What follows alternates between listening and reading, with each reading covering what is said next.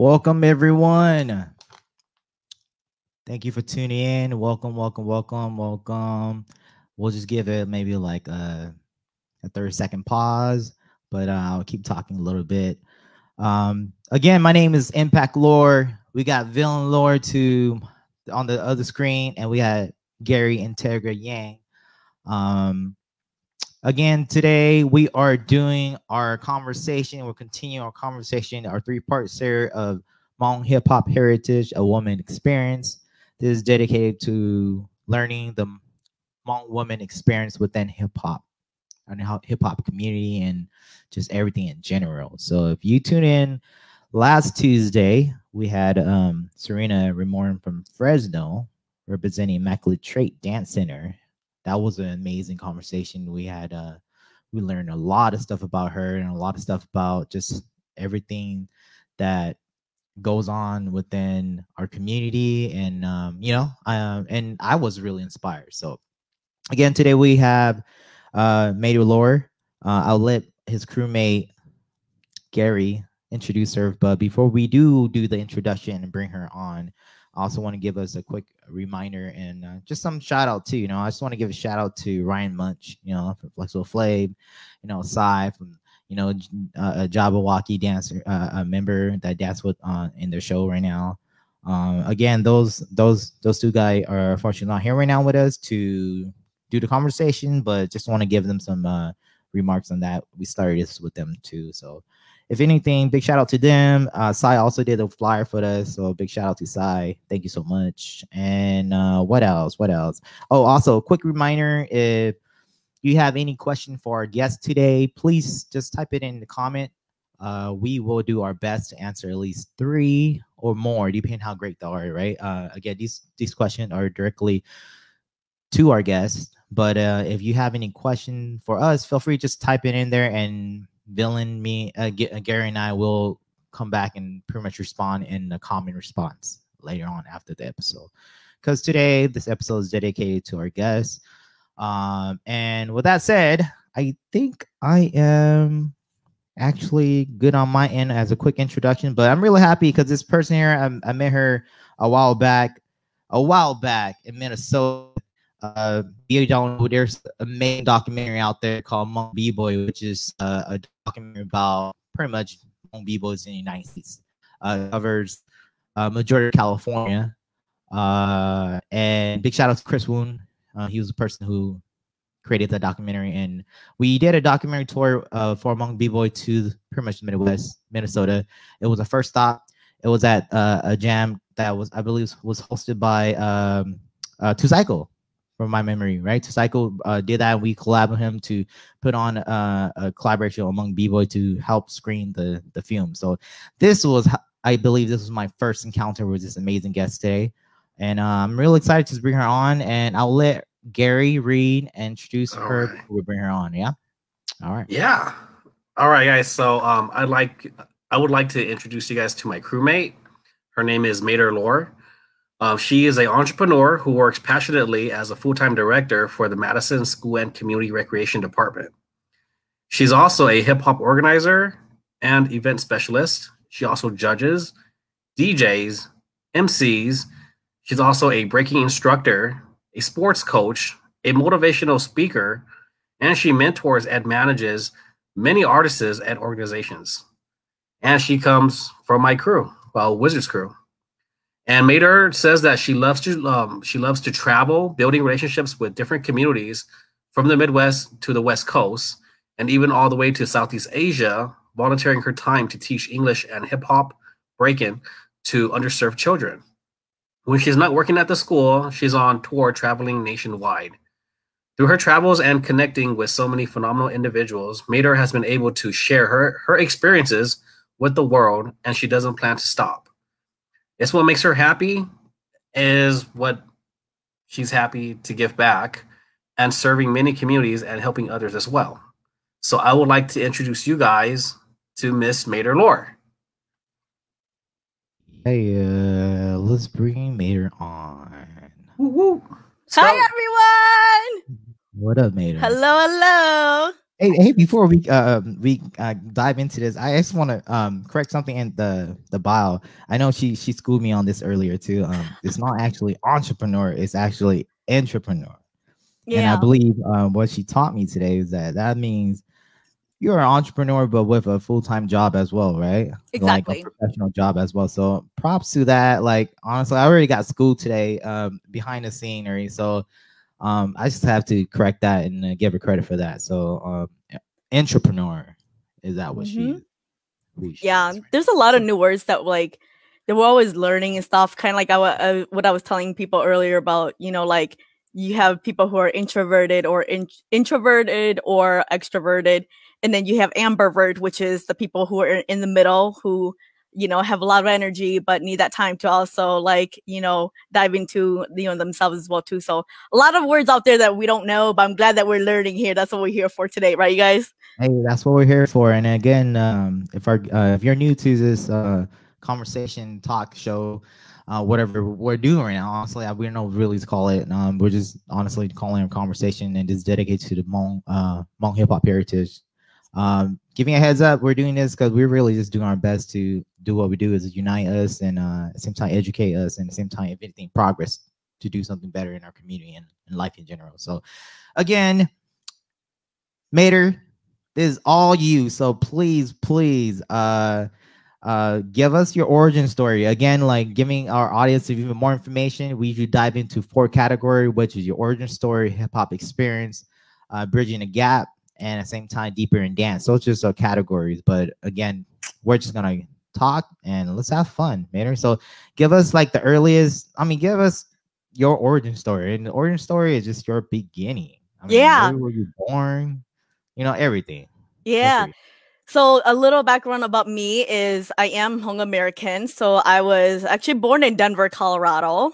And Impact, you guys, I think you guys were born over there too, right? I was born in California. That's right. My mom and Serena has also said they were from last week. She said they were from Denver as well. Wow, we got like two women who were from Denver. Feeling that we're California kids, but the entire other family that was we first settled in Denver. Like my family, our family first settled here in US. We settled in Denver first before California. Yeah. That's cool. I knew it was something like that. Yeah. So I was born in Denver, Colorado, and then my parents actually moved me to Milwaukee, Wisconsin.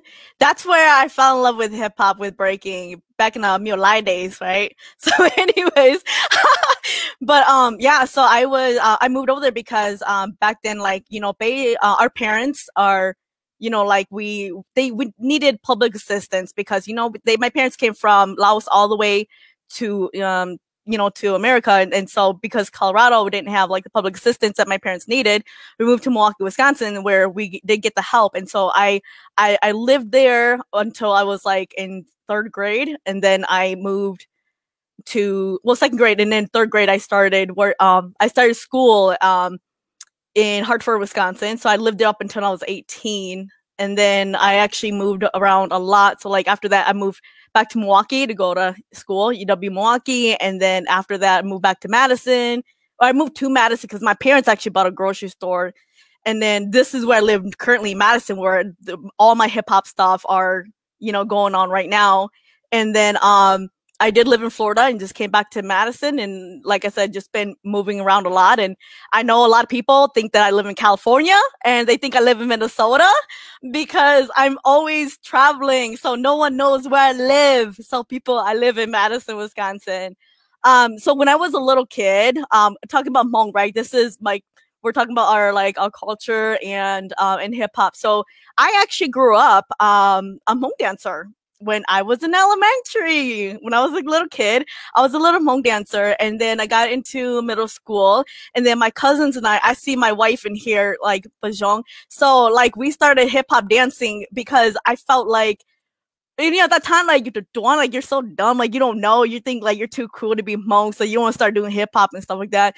So so my cousins and I, we started doing like hip hop dance, but like the dances we did were music to like Aaliyah, you know, the one that passed away, the R&B artist that passed away. So when she passed away, like we were so devastated, like our whole entire dance crew, because we dedicated our life to like dancing to Aaliyah's music and like J-Lo and stuff like that. And then before that, when I was, the only reason why I started doing that kind of hip hop dance was because my parents actually didn't let me break, because as a kid, when I was like in elementary school, my cousins and them, they were all breaking, and they're all breaking, and I, you know, used to watch them, and then I wanted to do it, so I started to do it, because they're breaking in their basements, they have their helmets, you know, the cardboard box, everything. My brother were breakers, like two of them were breakers, and I would go to the New Year's, like as a kid, and when we would, because this is part of the reason why I became an MC too. My dad actually started MCing in 1983 when I was born. So I watched my dad MC. That's how I became the MC I am today. So shout outs to my dad. And so going to the New Year's a lot with my dad always MCing. So I'm always going to New Year's. And then I'm seeing all these, you know, guys breaking, doing windmills, you know, Applejack, you know, rubber band, all that old school stuff, Skittles. And I'm like, man, I want to do that stuff. So I started learning how to do like helicopters and all those like little things and stuff. And like my mom and dad, they would actually come in the cypher.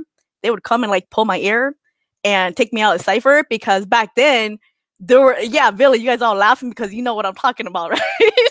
Because for you guys that don't know, like back then, like if you were a breaker, you were associated with like being in a gang, or they thought that you were like a gangster or whatever. My parents did not want me to be a gangster or anything like that. And so like they wanted me to be away from just, you know, the whole like breaking scene and stuff. But us as kids, we don't see it as a gang thing. We just saw it as something that was really dope. Like, I want to do that, right? And so after I got my ear pulled a couple times by my parents, I finally figured, okay, no more. And so like, that's why I said I started to do the hip hop, like Aaliyah, like it wasn't breaking, but it was still dancing. They accepted that a little bit more. So we were still able to perform there at the Hmong New Year's, which is honestly like something that was very new for us, because the Hmong community, they were so used to like Hmong traditional dancing. But my cousins and I were actually at the Hmong New Year's doing these, you know, like urban dances and stuff like that. And then basically after that, I let go, and I wasn't really, you know, like sometimes I would, you guys know, like sometimes you would tap into it, sometimes you would do it, sometimes you wouldn't, just for fun of it, because everybody knows that you used to do it or you do it, and they would like kind of trigger you, like just break, just do a windmill, just do something, right? And so like I would still practice on my craft, but quietly, because I'm a girl, right? I'm a girl, it wasn't accepted, and it was all guys who were doing it like growing up. And basically in high school, I was still like really intrigued, and I actually joined gymnastics.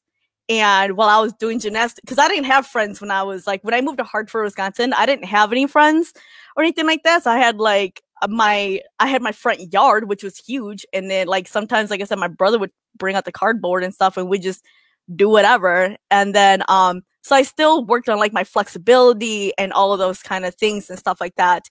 And after that, like it wasn't until I graduated from high school and I moved to Milwaukee, where I went to UW Milwaukee, and I met one of my long-term like best friends, DJ Mondo. Shout outs to my DJ crew, Kaush Entertainment.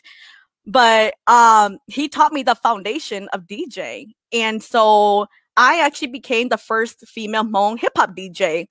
And I'm not talking about the DJ where like you're pressing play, or it's nothing like that. Like I had no Serato. If you're a DJ, you know what I'm talking about. I had none of that stuff. I had nothing but records. That was it. Just records, and you had to learn how to mix on your own. And my brother, actually, the breaker, he actually bought me my first set of turntables. And that was like the happiest thing, because at that time I was so broke. I had no money. I was college broke. And so he bought me my turntables, and I started buying all these records, you know, because I was telling myself, I was actually watching, because DJ Mondo would take me to go watch DJs a lot. And what actually inspired me was there's two female DJs that I love, I adore. And when I watched them do it, it sparked me to the point where I was like, wow, if they can do it, I can do it. And it was Diva D. She was one of them. And the second one was DJ Fortune. And DJ Fortune, I mean, they're just both really, really great. And just the way that they worked their fingers through the vinyls. And like I said, it wasn't one of those where you're pressing your iPods or anything that, or a CD, you know, nothing. You really have to learn the technique of DJing, right? The art of DJing. And so I tapped into that when I was 18 years old, right? And then I was doing that for a while. I wasn't even emceeing. Like, I would MC like here and there like, when I'm DJing, but I didn't think much about down the road, I want to become an MC for a living. I didn't think that. And so when I was DJing stuff, I did this for so many years. And that's where my name, DJ Mayder, came. Because I thought of all these really lame, we all know, we went through that phase where we're like, okay, what's my B-boy name going to be? What's my B-boy name going to be, right? And I kept asking DJ Mon, I'm like, I don't know. And I came up with these super lame names. I'm like, okay, I'm just going to go with DJ Mayder because I'm original. How many Mayders do you know out there? Not that many, right? So I was like, all right, I'm going to go by DJ Mayder. And then, like, it was so crazy because I was this person, very little person, carrying crates and all that stuff. And at that time, I actually had a partner. And every time I went to my gigs, all my shows and stuff like that, they thought I was a cart girl. They didn't know I was the DJ. So they assumed that my partner was the DJ the whole entire time. Every show, I think it was, it was every show that I went to. Like, they had that unless they knew me, right? But it finally got to that point where, like, they knew me and they were, like, waiting for me. Because I used to do this where, like, my slots were, like, the 8 o'clock to 9 p.m. or 9 p.m. to 10 o'clock, right? But I was like, man, I just kept practicing and practicing and practicing my craft to the point where, like, boom, I was finally able to scratch and mix what I wanted, how I wanted it. And I had, like, my little, like, followers that, like, would come and just dance all night. And finally I was hitting the 12 to 1, the 1 to 2, the closing, and, like, I was getting requested a lot. And I was like, wow, this is amazing, right? Not for the fame or anything like that, but it's the fact that I worked so hard and I got there. And I would say too, like, back in the days, it was this is what helped me turn to, like, spinning hip hop was every, like, event I went to, all the guys were spinning, like, drum and bass, trance, you know, like, techno and all that stuff. And I'm like, man, I need some hip hop. Like, if I spin hip hop and I can do it, at first I wanted to, y'all gonna laugh, right? I'm so old school.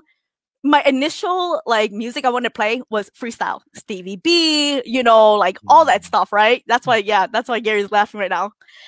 But but I couldn't find records. Like, I couldn't find records that were, like, freestyle because I used to listen to, like, Lil Susie, you know, like, Debbie Deb, all that stuff, right? And couldn't find that stuff. So I was like, you know what? My next thing is I love hip hop. So I started spinning hip hop, started buying all of those things, those records and stuff. And for Christmas, my birthday, everybody always asked me what I wanted.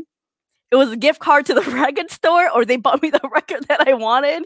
So I kept building on that. And then unfortunately, I gotta be really honest with you guys, right? Honestly, it's where we're here for. So one of the reasons why I stepped away from DJing was because I felt like this was one of the biggest turning point in my life was some of my shows, you know, there were, like, incidents where people got stabbed and, you know, people were getting hurt, you know, and all that stuff. And I told myself, I can't be in this environment. The reason why I played music was because I love it. I want others to feel my vibes, the music that I'm playing, so everyone can have a great time. But if I'm going to play this music, I mean, it doesn't help that, you know, hip hop music is kind of violent too, right? I was like, I couldn't do this. And so I stepped away from spinning and being in that environment, you know, being in clubs and, you know, and all that other stuff. And I said, you know what?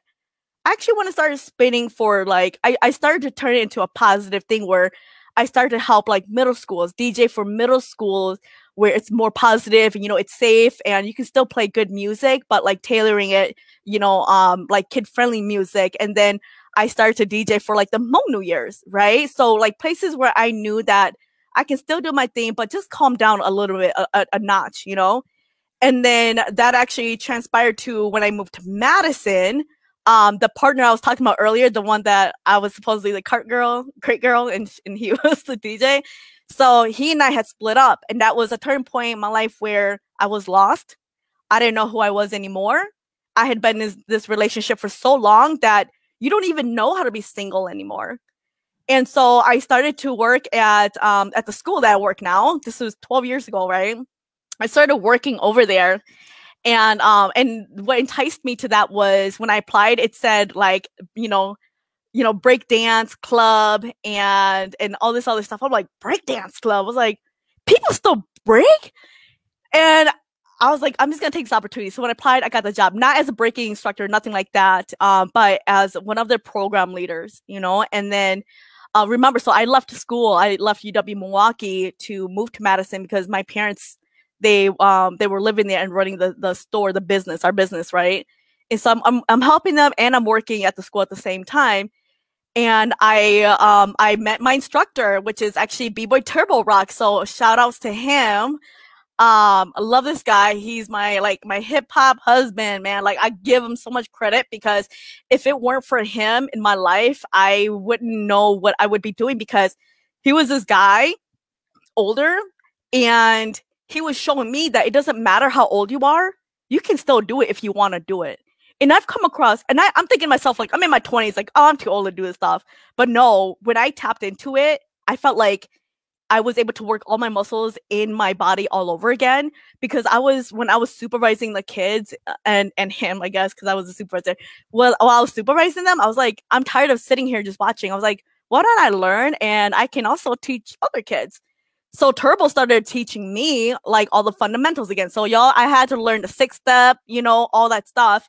And then as I was building my muscles, my core, everything, I started to, because remember, I have like a little like gymnastics background, right? So I had to bring everything that I once knew, bring it back. And then, so yeah, Turbo and my other friends from Midwest Monsters. So shout outs to my guys from Midwest Monsters, because they took that time and energy to help me. Remember, I told you guys I went through this really, really long, breakup.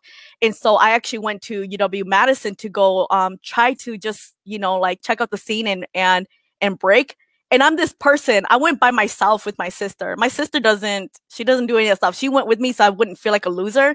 Because, at that time, I'm like, if I go by myself anywhere, I feel like I don't know nobody knows me. Like, I felt like maybe nobody would approach me or anything, right?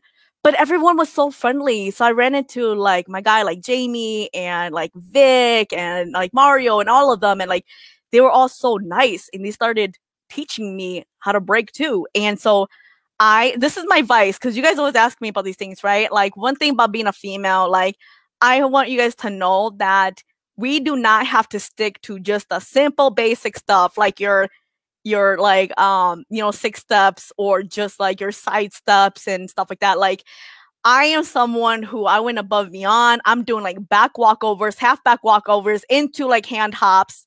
I'm doing one hand hops, like double hand hops, and I'm able to do splits. And I actually do, I can do nonstop illusion on my hands upside down.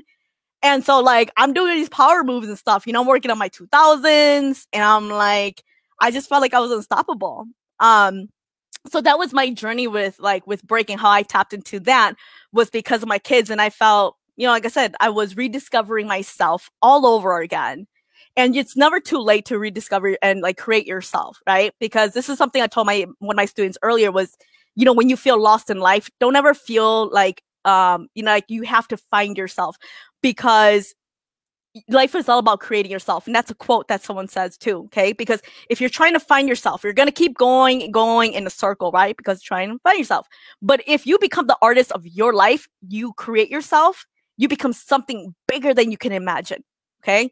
So that's what I did, was I started to create myself and who I wanted to be. So I said, all right, I'm already a DJ and I'm breaking right now. So I took it to the next level. I learned to the point where I was able to teach, right, where I was comfortable, right?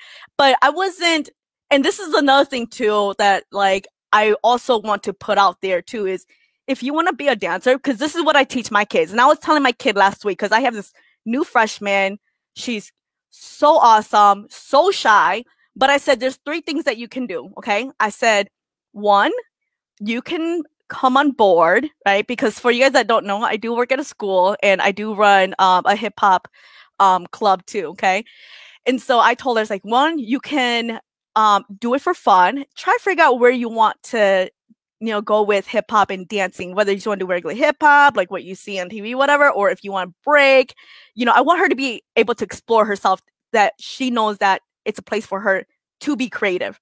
I said, 2, you can either be like me, I'm just not the battle type. I'm the kind of person where I love performing, I love being on stage, and I just love sharing my craft for everybody. So I don't battle. So I love performing. I said, or 3, you could be like B-Boy Turbo Rock.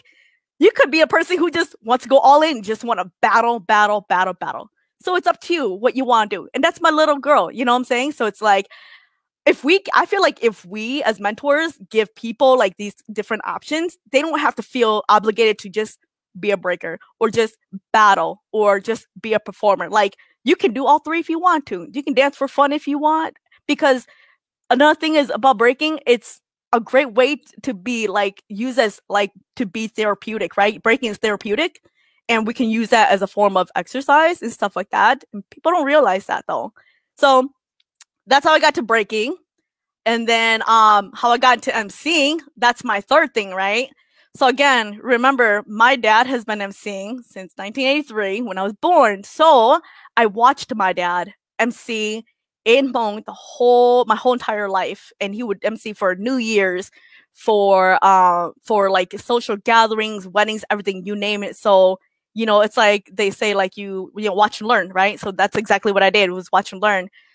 But remember, right? So I'm Hmong American. I'm speaking English a lot. I wasn't speaking Hmong a lot.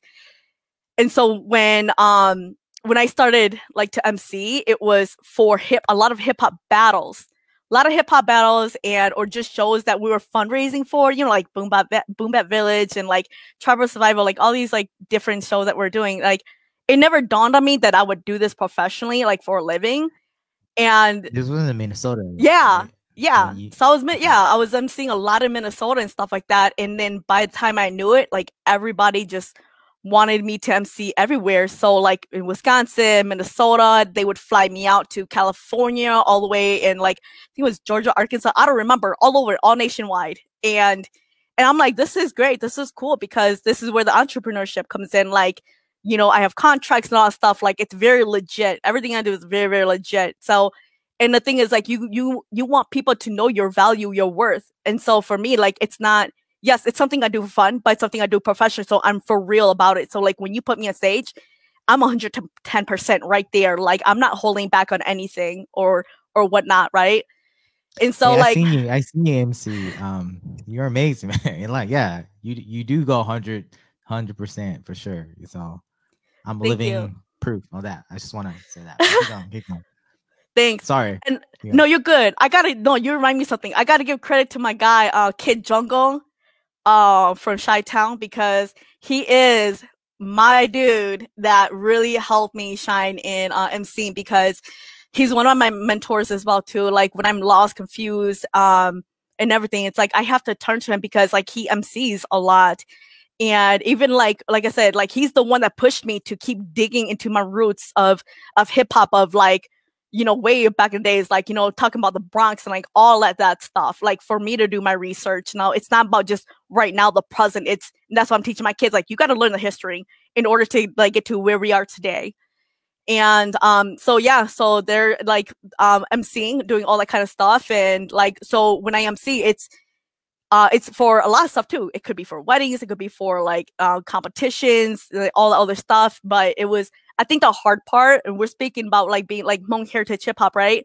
That's the part where like I would get requested for Hmong events, and where my Hmong is not my native language, right? English is because I was born here, but like learning Hmong all over again was hard. And I don't think people understand that it's hard relearning, like, or not even relearning, but learning your culture, your language that your parents grew up on.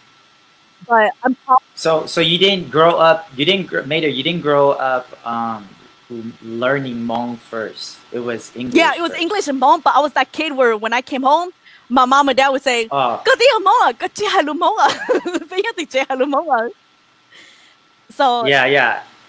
yeah. Okay, and then later on you had to learn Hmong. Because for us, if you don't know, if you're an MC and you speak Hmong, you have to understand like lunjielu of everything. That means like you have to know like the deep meaning of everything that you're trying to say. And when you're an MC, you have to move people. And if you don't move people, you're really not, to me, like you're not really doing your job. That's why I love being a DJ and I love having the mic in my hands, because I'm the one who controls everyone in that room, right? So if I'm coming up, So did you go take Hmong classes? How did that happen? How did you start practicing so Hmong? When I was at EW Milwaukee, I took a Hmong class. This is where I did not know how to read, I didn't know how to write, nothing. And I took that class, and you know, when you're so driven, you'll get anything done. Ace that class. After that, I didn't have to take Hmong too, because I was like, I'm straight. And I just went from there, and I just kept learning more about like our Hmong culture. And I went from there. Now it was only one semester. So if I can do it, you guys can definitely do it, especially when you're older. Like, yeah, but I highly recommend and encourage that if you guys are parents that are here right now, or even like anyone that's young, learn your not native language, but learn your language. And that's super important to reserve, or what do they say, like preserve like our culture and stuff like that. I know now that it's important. That's what I'm teaching my students now. That's why we're doing all these like big projects with like my students at my school, is to make sure that our culture is known for ourselves, and to also continue to teach that to other people. Otherwise it's gonna be gone. You know, like one day it's gonna be gone. So yeah. That's so cool. So emceeing led you to going back and learning more about, well, not more, learning more, but learn how to speak your native language, right? Yeah. That's awesome. That's really dope. And like, because if we don't, like, I don't know, like I said, it's important for us to like learn. And I think especially the fact that I do a lot of workshops, right? And when I ask other people questions, like there are a lot of people who don't know anything about what their background is. Like us, we know we're Hmong, but other people, like let's just say that are born in America, they're like, well, I don't know. I know I'm half German, half like I don't know, from like French and stuff like that. But us, we're like, oh yeah, I'm 100% Hmong. You know, and then we can like talk about history. But other people, I'm like, well, what do you wish you knew more about your culture, right? But for us, like, it is a privilege for us. Like, we should, I'm not even saying take advantage. It is a privilege. Like, it is an honor for us to be Hmong. So we should continue to love to be Hmong or Hmong American, because we're here, right? And to rock that, and to show everybody. That's like, I always, and today, like, honestly, I want to speak like half Hmong and half like English to you guys, but I know like some of our viewers, they are not Hmong. That's why I'm only speaking English, right? But this is what I always tell my kids too, is that, oh my gosh, I forgot my train of thought. Don't worry. I mean, you can speak Hmong and English you want to. Don't worry. Like, yeah, I think it's totally fine. I think it's cool to just be yourself. I think our audience will understand too. If anything, I had to translate it for them, I'll translate it for them. But I feel like you'll be fine. I feel like this is the place. I feel like having you on here and speaking about this right now, this is a topic that's actually pretty important in our community right now. I have I'm honored and privileged too to be able to grow and speak my native language. You know, because my mom, that's only one way for me to communicate with my mom and dad. So and I'm blessed to know that I grew up with that, and part of it, I'm happy that you discovered that through emceeing, because you found a connection with your community, right? The Hmong community, the Hmong culture, and like you got a chance to practice the language, you know, and that's what's great about emceeing. So I think that was dope, and so you were saying that you're gonna speak. You want to speak Hmong and English on this, but at the same time, because you were not Hmong, so obviously it's so fine. Yeah, I just want to be mindful, you know. So no worries. But you're right, and the other thing is too, like, it actually made me connected so much closer to my parents, because I always had to go back to them to ask them what this meant, how to translate it. And now that's what I'm teaching my students at the school I work with, because I have a lot of Hmong kids, and I'm teaching them to speak up, to advocate for themselves and for, you know, other Hmong kids, because I don't want, like, my kids, when I say my kids, like, I don't have kids, but like my students, right? I don't want them growing up thinking like, okay, like, I was taught to be quiet and to be reserved so that I won't get in trouble. No, like, I want you guys to participate. I want you guys to be able to raise your hand, know that your voice is power. Like, you know what Vice President here says, right? Like, your voice is your power. And that's what I'm trying to teach them. Like, advocate for yourselves and for other people, because I don't want them to be silent anymore, because that was something that, you know, we're just, as Asians, like, we're just very respectful. And that's why a lot of our teachers love us, because we don't cause a lot of trouble, at least like the majority of us, right? But there's a time and place to be vocal And that's my point, because I was that kid where I was that quiet Asian kid, and I don't want that anymore. Not for like a next generation. I want them to know that their power is in their hands. So, yeah. 100%. I just want to let you know that my girlfriend is a DJ, and I'm a cart boy. So I mean, I want to just point that out before we even keep going. So, like, I heard you say that, and like I totally relate. I mean, you know, like people think I'm DJing, but I look at them like, dude, nah, she's a DJ, man. You know, so I could totally relate to that. I carry the turn. You know, nowadays like the equipment's different. So I mean, yeah, I can't speak on that, but I am curious. Since you brought up a little bit, diving a little deep into your origin before we keep moving on forward. Cause you already jumped into a lot of great stuff already, and I feel like we want to learn more about it. But back in the days, like how much were the turntable? Like, you know, do you know? Like, oh my god, like I said, I got it as a gift from my brother. I think I got mine were like Newmark, so I think it was like maybe $250. But you guys remember, that's only turntables. Like it wasn't even like your mixer. It was not even your needles. You gotta get needles. Your headphones. Like there was so much more. And the records, you can get it for like $6.99, $7.99 if you got like the whole package deal. Like I got like the Outkast whole like, you know, record. It was like, you know, double, like it would cost a little bit more. So it's, yeah.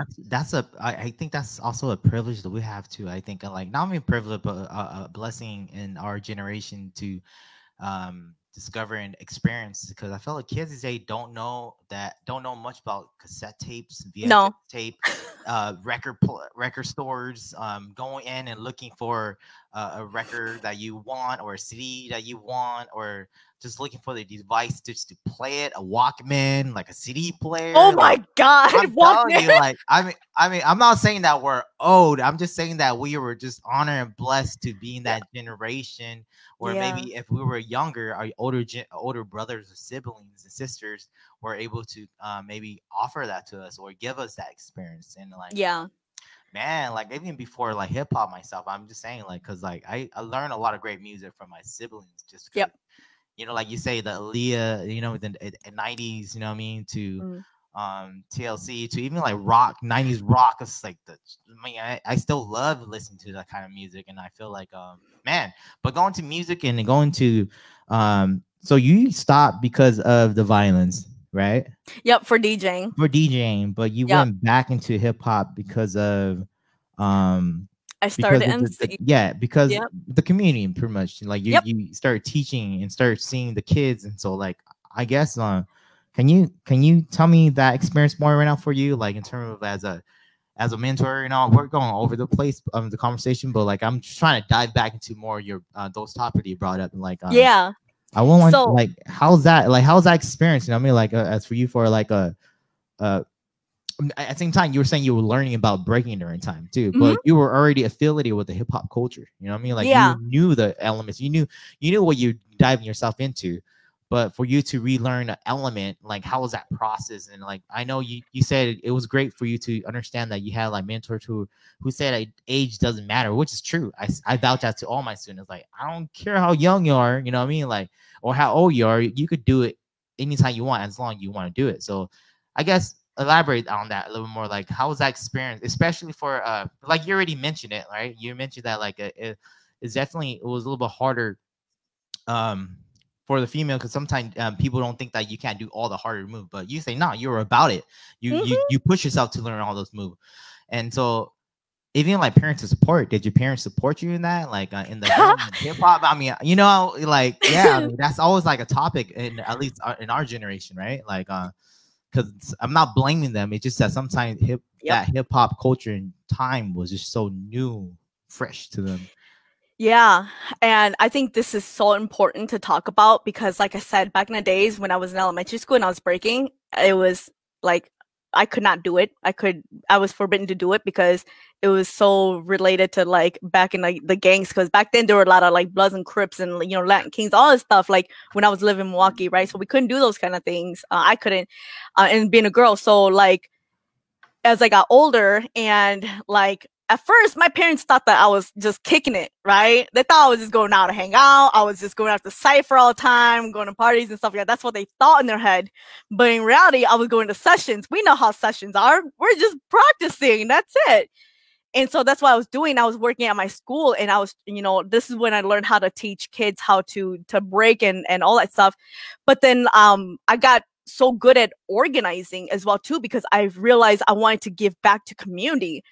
And so I was learning at the same time, because I was at the part where I was being seen in the scene already, like a lot, where people knew me as a DJ, as an MC, and they knew that I was dancing at this point. And so people started asking me to judge a lot. And so here I am, I'm judging, and I judged with Impact at Boom Bap Village, where Villain U were actually doing an exhibition against, I don't remember who, but this was a long time ago. And I started King Kong, right? Or Human. I don't remember. Yeah, a lot of people. I did a few. Yeah, I did a few exhibitions, but it could have been that one. Yeah, it could have been that one. Yeah. So like for me, I'm like, wow, like what an honor to like judge with all these different people and stuff. But here's the thing is like I was also doing workshops, like talking workshops, and also physical, like teaching dance workshops. And so at these workshops, like, you know, the people who would hire me, they would actually, this is where my entrepreneurship came through, right? Where people would hire me and throw things at me, like not things physical, but like themes, right? They would throw these themes at me, like, can you please tie it into like how equity plays into it, or like justice and like, you know, equal, being fair and all that stuff, whatever, right? So that's why I would turn to Jungle. I'm like, hey, how do we tie this in here? You know? And he was like, well, think of it this way. Like when you're breaking, the judges, they can't judge you on your sexuality, right? Your sexual origin or anything like that, or you know, your race or anything like that, right? Nothing like that plays a color. When you're judging them based on, what do we always say? Musicality, creativity, and all those different stuff, right? I'm like, yeah, you're right. That is where the equity does come through, where they're judging everybody like very equally on them, on their creativity and their craft that they're bringing to the table when they're battling. So I'm like learning all the time. And remember, you guys, we're always going to be students, and we're never going to stop learning. And like I said, that's also when I jumped and I joined Power Style Radio with Kid Jungle, and so I was part of this hip hop radio crew as well too. And we're always interviewing people from all over, everywhere, to do what we're doing now, like discussing hip hop and stuff like that, like their journey and all of those things. And so the mentorship, like where it came through, was when I finally realized that this was to play backwards, so you guys would have a better understanding why I decided to do youth work. Was when I was actually younger, 17 years old, I tried to commit suicide, and I survived my suicide. And from that experience, because my dad did save me, that's why I love him so much. He's my hero. And you know, when we're young, we have a lot of stuff going through our life, right? So I was battling with depression, anxiety, and it was that time where I felt like I was not being heard. I was not being seen. I felt invisible. I felt like no one would understand me, right? And so that was the time where I just, you know, overdosed on all these like Tylenol pills and stuff like that. And my dad found me and basically gave me water to drink, and like, you know, I puked everything out, and it was the most disgusting. I'm telling you guys, it's not worth it. It was the most disgusting thing I ever experienced. All I could smell was just like, I was just so drugged up, was just medicine. And, you know, like after that, I still didn't want to live, right? I still wanted to die because I felt like there's nothing for me to live for. And then it wasn't until like when I started mentoring my kids, and I was doing all these big shows, and my name was getting out there, and like everyone was hearing my name and just recognizing me for the things I was doing. I was like, wow, I was like, no wonder why I didn't die when I was 17. It's because I got a second chance in life, you guys. And this is my calling. This is my purpose.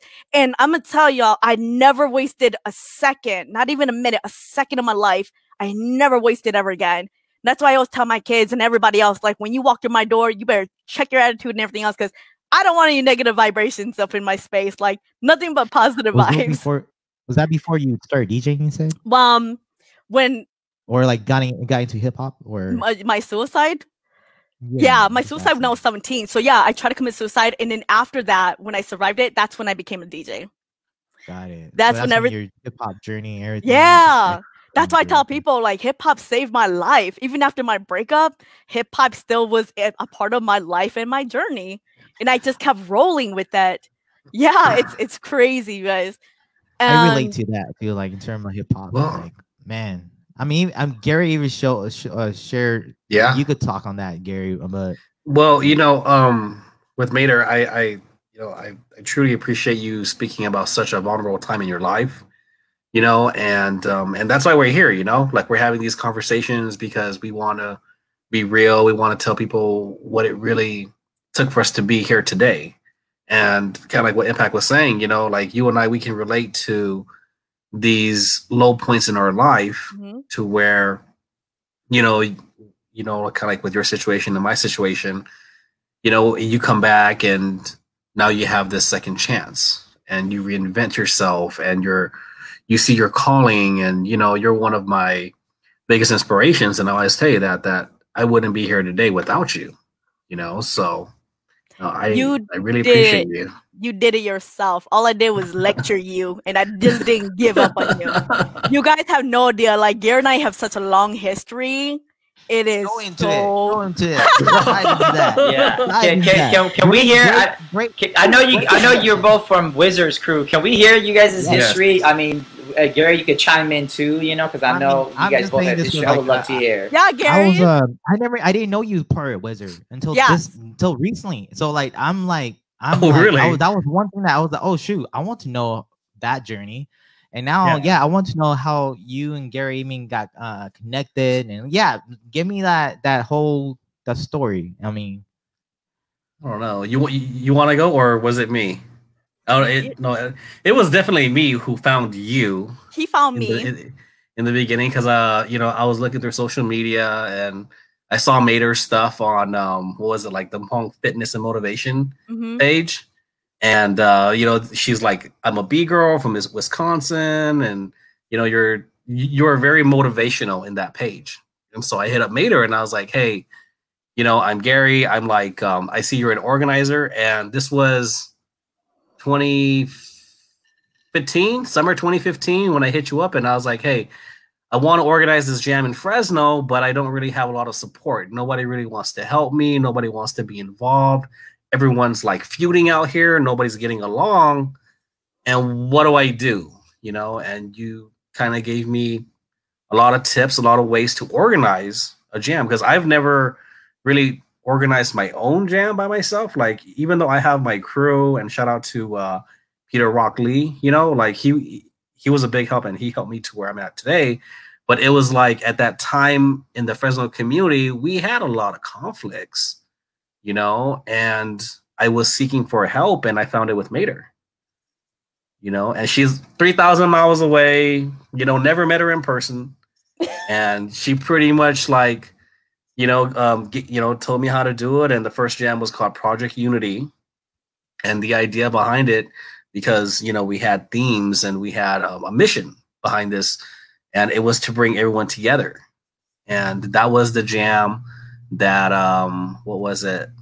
You know, some of the guys from SAC and, you know, just people from all over the Central Valley came out, and, you know, it felt good reuniting with everybody, you know, and, you know, shout out to you, Mayder, for making that happen. Yeah, nothing but love. Because the thing is, at that time when Gary came to me, like, can I be, you know, just please be honest, right? Yeah. Gary was vulnerable. Yeah. Like, he was vulnerable. He just went through a separation, you know, with his ex and stuff like that. And like, I'm learning about him too. And he's so passionate about, like, you know, bringing the California, like, you know, like the Fresno, like that, around that scene together. Y'all gotta remember, I've never been in California before, ever in my life. Like, and so, right, Gary, that was the time where I've never been in California. Yeah. And so I think you're getting into Battle New Year 1. Yeah. Yeah. So we're getting to Battle of the New Year's, y'all.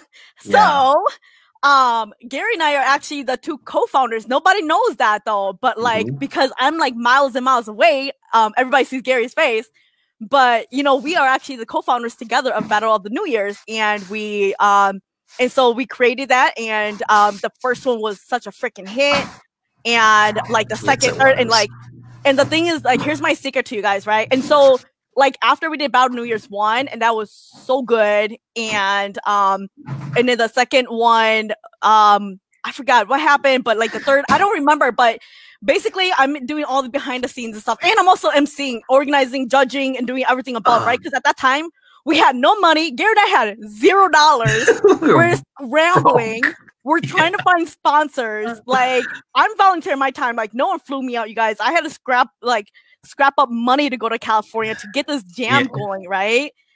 And so all that stuff happens, and then like the last couple years, and I knew that the vibe was kind of different because I wasn't there the last couple years. But let me tell you guys why, everyone.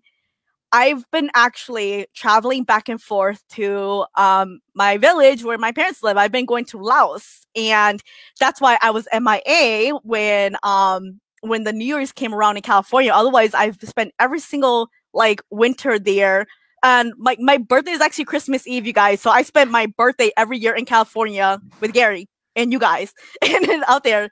But when I was in Southeast Asia in Laos, I was actually touring. I was teaching English. I was teaching breaking to little kids, you know, that I felt like, hey, you know, I want to show them something different that they've never seen before, because a lot of kids, they don't have access to like YouTube the way that we do, right, and stuff like that, because it's a very, very poor country. And so the last two times when I was in Cali doing the battles, the jams and stuff, like I was helping Gary along the way, mentoring him every single step of the way. And then I actually opened up a library in Laos, and I built a library in Laos. And then last year I built a preschool in Laos with my other co-founders. So like I'm so excited. Shout out to all you guys. You know who you are, but like it's such a blessing. And then this year I told Gary, like before the pandemic, like, I was like, I'm ready to come back to California to MC and do all this stuff with you guys. And then guess what, you guys? Boom, COVID happened, and then I can't come anymore. So that was the sad part. So even though like I was going quiet in like the hip hop scene, I was doing really big things across the world, trying to, you know, do my thing with everybody else. So yeah, that was my journey, and with Gary, and that's how, and we also changed the name, obviously, because the big thing was we wanted to take it from like the community center, the jam, and we wanted to put Battle New Year's in the New Year's like fairgrounds, which we did. High five, Gary. Boom. And that's where like we were able to get all the I have to give you guys a clap for that. That's what's up. Give a clap for that. That's what's up. That's awesome. Yeah, because you know what, we were getting medals, and we were able to give away prize money, and we were able to give away t-shirts, and like Gary really went all out on that stuff. And like I do want to thank everybody who's helped like our journey to do all those things too, because it took a lot of effort. It went from $0 to trying to get sponsors to like finally people recognize the hard work that we're putting in. And that's my thing, is like I will never shy away. Gary's just one of them, but like there's so many young people who want to learn how to organize. That's why so that's my other part of the 4, 5, 6, 7 things I do, right, is organizing for a living, and I love it so much. Yeah. I love it. Yeah, and because like, and I do it for free, you guys. I volunteer my time to help organizers do this for free. I've never asked 1 penny, 1 cent, because I don't want it. And what makes me happy is the outcome of all these jams and stuff like that. So all of my resources, I also have OCD. So like I have everything very organized. Gary knows this. And I would share all of my documents, all my resources, all my tools with every single person who wants to become a hip hop, you know, breaking or all styles like competition, you know, organizer, from head to toe, everything from like, don't forget your paper clips and like pens to like, you know, everything. And all of a sudden, like everyone was just organizing away and doing all this stuff. And I'm like, this is how I did it, but do it however you want. Right. And yeah, so that's the organizing part. And I'm just so, like I said, blessed and honored to be a part of so many jams that started new, like helping them to achieve those goals. Man, I have to commend you and Gary for that again, just because like we were talking about this on the first episode with Serena. If you haven't seen it, go back and watch it. It's on the page still, saved there. we were saying, I won't say that. I'm not saying that like I don't love Fresno. Like, of course, I love Fresno, but there's a reason there to love it even more because what you and Gary started, you know. And the reason why I feel like I love it so much because I could sense that energy why it was there in the first place because it was really true love and passion and work for it.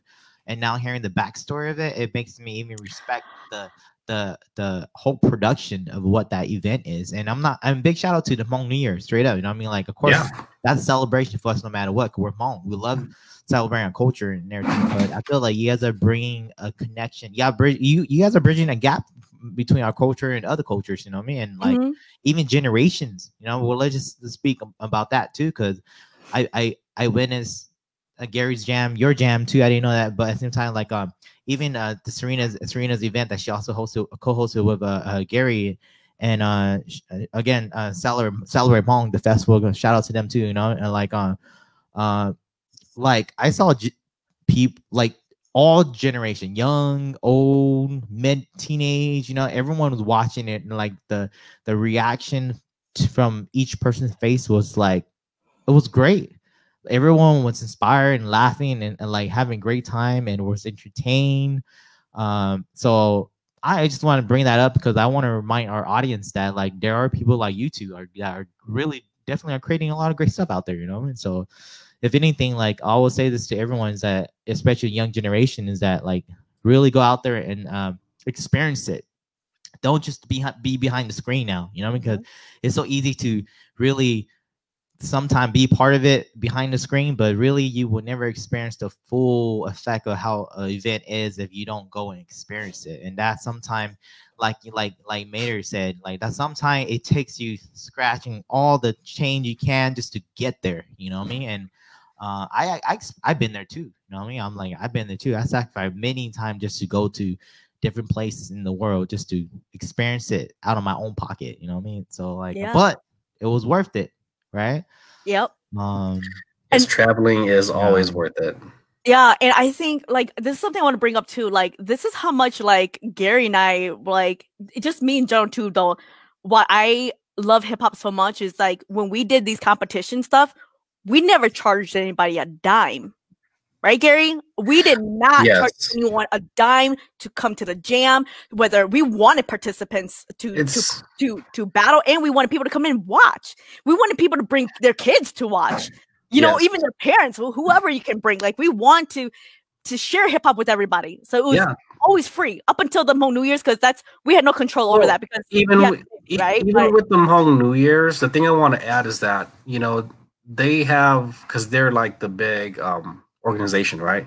But I try to step in as a b-boy and be like, hey, you know, we got to meet these b-boy prices if you want to compete, if you want to, you know, be a part of it. And that's why if you go to the jam, it's like we got free workshops, you know, you can get in to the new year after after paying a small admission, you get free workshops, you know. And like I said, with the youth battling for free, like I try to keep everything at this perspective where it's like, yo, if I'm a broke b-boy, what is it going to take for me to end up in this jam, right? And that's why I try to keep it low and I try to be real, you know, and I try to match those things where it's like, hey, you know, it's not fair if we pay $50 to compete, you know, in a jam, because even the biggest jam in the United States doesn't cost $50 to get in. You know what I mean? So that's why we have to, you know, talk to them, because even with the Hmong New Year, shout out to HCNYC, and, you know, they listened to me and they're like, okay, please educate us, you know, and that's when I educate them and I tell them, hey, this is how it is. And this is why the prices are the way they are. This is, you know, this is what I want to do for the community. And that's why even with, you know, bringing you guys on board last year, you know, you guys probably seen it, you know, and it's like, I try to run it as professionally as I can, you know, and I want to keep doing it, you know, and Mayder is like one of the biggest motivations right there because boom, I'm going to tell you guys why, right? Why we do that. And I was one of the people who fought really, really, really hard for that because, you know, our kids, they don't work. Our kids don't work. Our high school, maybe some high schoolers, but like our elementary, middle schoolers, I'm thinking our kids that don't work, like, yeah, their parents are probably the ones who are bringing them in. But we have so many kids. I am a kid who grew up on food stamps, right? Low income, like I said, I moved from Denver all the way to Milwaukee because I needed public assistance. My family did. And so I'm thinking my roots, right? I remember where I came from. Just because I have this great job now and all this stuff, it doesn't mean I forget about who I am. That's why I keep going back to Laos. That's why I travel all nationwide, worldwide, so I can help everybody out, right? So I fought for this. So I always make sure that our kids, that they're able to battle. And I don't want financial as an issue for our kids or anything like that. Because adults, everybody has their struggles, but adults, they have jobs, can get jobs and stuff, right? And so we started actually at the Hmong New Year's was a scholarship, a scholarship program for kids that want to battle, but they can't afford it. And you know what? We did have a bunch of kids who couldn't afford it. And you know what? They battled for free, and we are super proud of that. Not only that, but like here in Madison, Wisconsin, I do a lot of these battles and stuff like that where I don't want like our kids or anyone really to be like paying to be battling. So I'll give you a good example. Like every year, I've been hosting what's called Jam for Food, right? It started a long time ago. And so people who come and battle, they actually bring food, or they will donate like whatever amount of money. I don't even say, give me $5. It's whatever amount that you want to donate. That's cool. But I've been you guys have no idea, because I've been volunteering my time so much to help other people. I've had judges who have done it for me for free, or even like giving them very, like money, because remember, I'm fundraising to help our community that serves homeless and low income kids and families and stuff, right? I can't really pay my judges when I'm trying to raise money to help and feed our community. So the people I've been working with that have been like emceeing or even DJing or whatever for me for free or for very little money, like at least I would like reimburse them for gas, whatever, right? I've been so blessed. I love every single one of them. So thank you guys. But see, the thing is, like I said, we're also teaching our kids to do these things, because when we're volunteering, I have my students who are running the tables and making sure that like, my judges are being fed and this and that. So we say in hip hop, right? Each one teach one. So Jam for Food is not my jam. It's a jam where it's my student leaders in my council. We raise awareness of, homelessness and like, food security and stuff like that, while doing it through hip hop. And what better way to bring the community together, right? And this is also how we're recruiting for our programs and stuff, because my hip hop classes that I have, they're all free. My kids don't pay a dime. And I stay up till like midnight, 3 o'clock in the morning. Turbo knows this because he always hears me like crying about this, right? I love my kids so much. I want to make sure that every kid that comes to my program, they don't have to pay for their outfits when they go battle or when we perform on stage. I make sure that they don't have to worry about that all they have to do is just show up for class, for dance class and stuff like that. And then Mama Mayder's got the rest. For you guys, those of you that don't know, everybody calls me Mama Mayder because, I'll be cracking the whip. I'm like Art Mayder, I want to know that. How did you get that? Yeah. So DJ Mayder is my DJ name, right? And then Mayder. Darth Mayder is my breaker name, because my kids actually named me Darth Mayder. My kids named me that like long time ago, and then that just stuck with me, and I loved it. It's like it's the opposite still, right? It's like, it's funny, like, like people always have nickname that is like Darth Vader. Obviously, it comes from Darth Vader Star Wars, and he's Star Wars, villain, but like villain is villain, and like he's such a great guy and nice dude. You know what I mean? Like, and like people are like, why you calling yourself villain? But villains always say, sometimes the villain get to choose to be good or bad, and sometimes it's up to you, and that's a model that I always I respect my brother by it, and I'm like, wow, that's so true. You know what I mean? Like, that's so dope, because Darth Vader, I was expecting this, but like it comes from such a great light, which is like your student gave it to you, and that's like such positive light. And like whether either if they partly saw Darth Vader recently and just kind of say that, but maybe who knows? Maybe Darth Vader was their favorite character. You know what I mean? And yeah. It's not because he was bad. Maybe he just was really attracting. And like, I thought that was dope. I mean, I don't see nothing wrong. I love to learn origin story of people's nickname, and that was like. The funny thing is, like, because when because like I was telling you guys, like when I write grants, like I'm actually very, very, very, I wouldn't say lucky, like I said, blessed to get the money, because I pour my whole entire heart into all these grants that I write, and we get t-shirts. So in the back of our name, like our t-shirts, mine does say Darth Mayder. So I'm walking around our school, like it's a high school. I'm walking around and these teachers are like, that is the coolest shirt. I'm like, yep, that's my dance name. So dope. That's so dope. I mean, I think. Yeah, I mean, sometimes when you're creating yourself and your name, you kind of want it to be a cool name, right? I mean, and it's sometimes some people give you a name and you're like, oh, that's kind of cool. You know, it does kind of resemble me. Yeah, so. Y'all got cool names. I got named after a car. Integra. I'll be real too. When you do a windmill, it runs like Integra, right? Integra. I tell my kids all the time, I'm gonna respond to Gary, right? The movie Cars, the tow truck Mayder. I have my little kids that always come to me, oh, so you were named after Tow Mayder. I was like, no, sweetheart, I was born before that movie came out, so no. That's reality. So relevant, though. I mean, Tow Mayder was still a really great character in there, too. Yeah, and I could relate to that character. I love that character. I mean, I could a lot of energy, too. But I have a question to ask you, Mayder. Yeah. So you said that you went back to your old village, your parents' village, right? Yep. And you went back and kind of like volunteered time there to teach like hip hop, to teach breaking. I'm sure you did more than that. Can you share like how it was teaching those kids in the village? Like as far as like were they aware of what hip hop was? You know, did they know what hip hop was? Did they know what breaking was, or was that all new to them? And like and also how did the parents there take?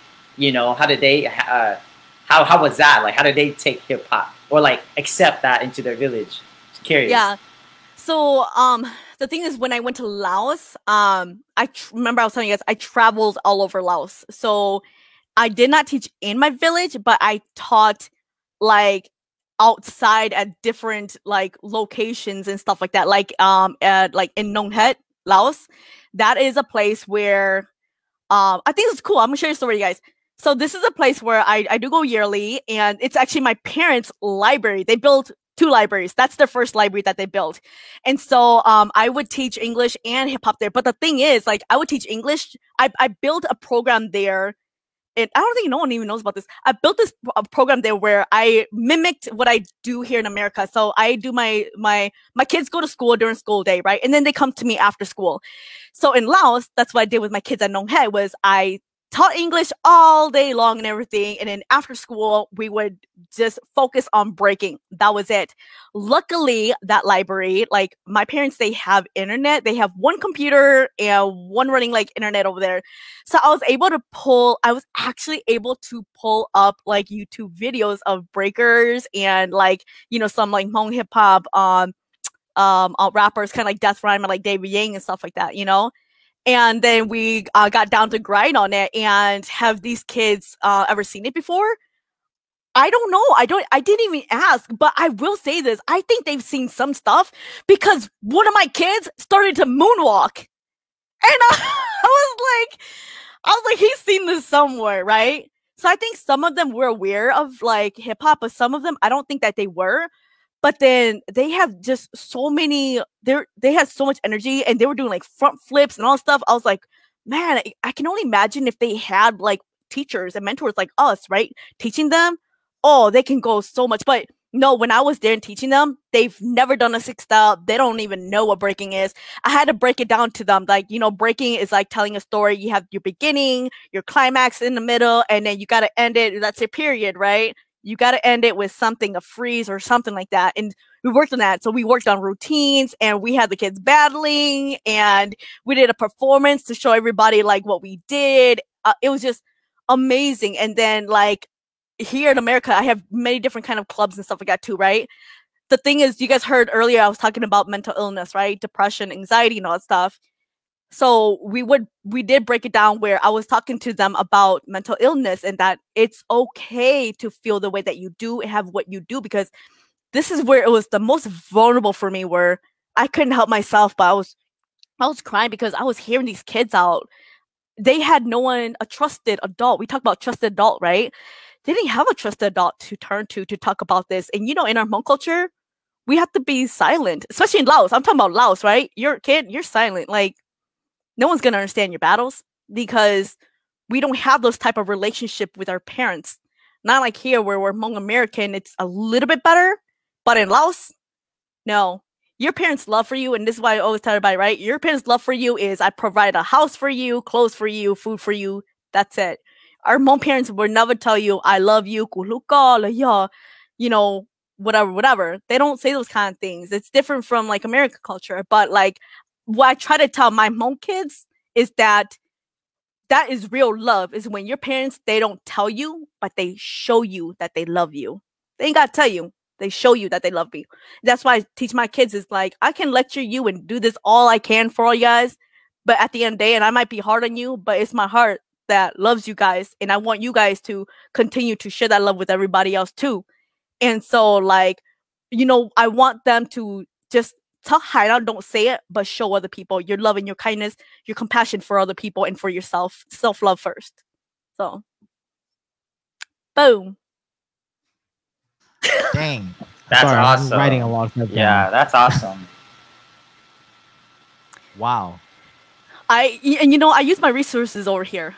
I really do. And if I felt like a kid, I can't help everybody, right? But if I felt like one of my kids was going to do something really bad in Laos, I would actually Facebook video somebody from America, like, hey, talk to this kid, like they're going through what you went through, can you mentor them for like just 5 minutes? It worked. It was beautiful. And like, as long as we can help change one person, that person, it's gonna be a ripple effect. It's gonna be a domino effect where they're gonna be able to empower and help somebody else, you know. So, and I built this relationship with them, not relationship with them, but I had them build their own relationship within their community of, I told them, like, when I leave, don't stop helping each other, love each other. You guys are all brothers and sisters at the end of the day. Continue to, like, guide each other and, like, look out for each other and stuff like that. And I'm just so grateful that they were very receptive. And, like, I think the hardest part, you guys, is when you've been with them for so long doing these things, it's the leaving part.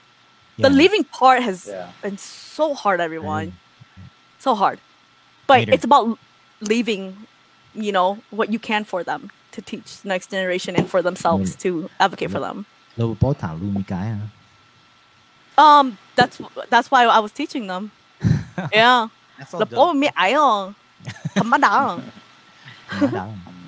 Hey, so I did want to bring up I know you had mentioned about mental health, and I know like right now, especially this time, you know, we're living in, I know there's a lot of kids who are suffering with that, not just kids, like adults and everything. You know, it's like a real issue. It's a real thing that's happening. And at least everyone knows someone who's dealing with it, or have at least, if anything, passed, right? So can you give, you know, what are your advice for any kid, any adult, anyone right now that is suffering from mental illness that because obviously, you know, you had already shared your story, and I feel like it would be amazing for you to share just, you know, some things to help anyone who's dealing with that right now. Yeah, absolutely. Like I was telling you guys earlier, like my suicide story, I am so not ashamed of it. And I'm actually, it's going to sound weird, but I'm very happy that happened, because that is what shaped me to who I am today, because I can share that story with everybody. And you know what? Like, suicide is so real in adults and kids and everyone. And so like when I'm talking to my kids, I'm telling them, like, I don't want you to go through what I went through. Like, I went through, I have to remind them, hello, I used to be 17 like you. I used to be 15. And that brings them back to, oh yeah, you're right. You're a human being too. So when I'm back to human being, like my teens, I share that with my story. Like, I tell them, it's okay. I'm telling you, adults, everybody who's watching this right now, it is okay to have anxiety, to go through depression. And what I learned from my suicide, like I told you guys, not wasting any time at all. Like, I always tell everyone, 60 seconds of you being very upset, mad, you are literally taking away 1 minute of happiness that you could have, like, shared that happiness with yourself and other people and stuff like that. And mental illness, like the whole depression thing, right? Well, I want to congratulate you guys. So if you're going through depression, congratulations. Because the best part is overcoming that depression and becoming a beast and becoming bigger than who you used to be. Because that was the vulnerable you. That was the sad you. The you that you felt like you were hopeless and you couldn't do anything. But right now, when you overcome that depression, because it's going to come and go, it's going to, you could be traumatized. It's going to come and go, you know, time to time. I suffer from it like time to time, but my advice is cap yourself. Give you your time to be vulnerable, cry it out, be angry at the whole damn world for 2 days, and then cap yourself and be like, you know, after 2 days and being in my bed and not doing anything and not being motivated, you better tell yourself after 2 days, I'm going to go all out and I'm going to do everything in my power to do what I can to be the best version of myself. And one thing about anxiety, okay, is that you only have anxiety is because you're thinking about the future too much. Why are you thinking about the future when it's not even here yet? So we need to focus more on right now, on the present, you're being right now. So you have to train your mind. This is what I did. I had to train my mind that when I knew I started thinking about the future and started to get anxious, I'm like, wait, you're thinking about the future. Mayder, pull back. And I'm like, all right, cool. I'm in the present now. I ain't got to worry about the future. And so that's what I do. Those are my tricks and tips. And like I said, I don't care, man or woman, boy, girl, whatever. Like, you know, for men, it's okay to cry, let it out, all that stuff. And don't ever tell a boy, a man, whatever, like, you know, man up. Like, one of the things I learned that I really, really love from one of my guy friends, he said, it is okay to cry as a man, because guess what? When we were all born, every single one of us, we cried when we came out of our mother's womb. And that stuck with me. I agree. So we should not say these kind of words to our boys or men to make them feel less of a guy. I agree. And one of my crewmates, Philip, he was actually one person that told me that it was okay to cry too. I only bring that up because like crying is therapeutic, you know, like it's not there for you to feel shame. It's actually supposed to make you feel better. Yeah. And when you let it out, you will feel better. So I say that to all the guys out there. I'm a guy, and when I cry, I forget it. I forget it. I'm gonna let it out. Ever since my crewmate told me that, I'm like, you know, like I don't really care. I'm just gonna let it out. If it's there and I want to make it happen, then yeah, you know. So like I agree with you on that. And like yeah, shoot, we're kids. We used to cry. Everyone used to cry. Babies. Yeah. And let me tell you the other part, right? Is that was only one part, right? Is realizing, training your mind to think like that. But for me, when I come out of being vulnerable and coming out of like my depression and stuff like that, I told you guys I become a beast. So you guys have seen all the projects and things I've done, right? It came from a dark spot.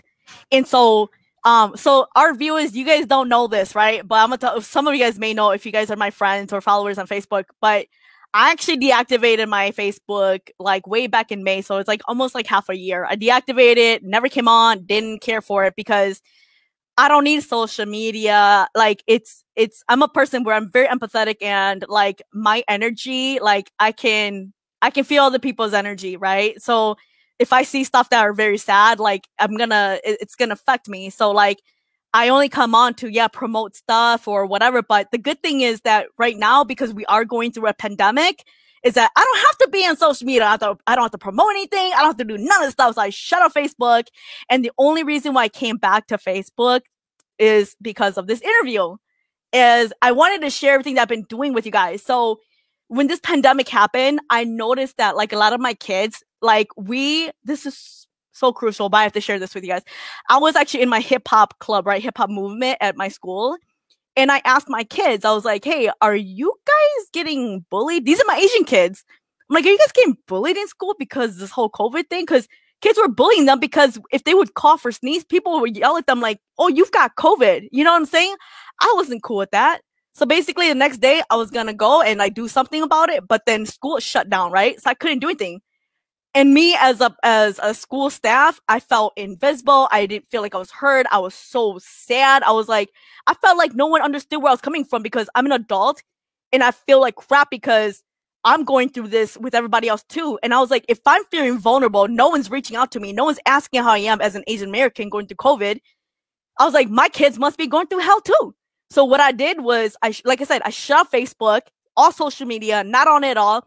And I created an affinity group. So I created my United Asian like club, like consortium group where it was already created, but I created a core group of us coming together, and we started to talk about like, how are we going to move forward as an Asian community? How can we support each other and stuff like that, right? So boom, now I got my kids who went from feeling like they had no voice, vulnerable, to, man, we feel like we're on top of the world. So guess what, you guys? Right now, my kids and I, we've been doing student panels, like Asian student panels, helping like other organizations and our schools so that they understand and are aware of what Asian are going through during this pandemic, and how they can support like the Asian community, whether it's businesses or you know, or even in the classrooms, like making sure that there's a zero bullying policy or whatever and stuff like that.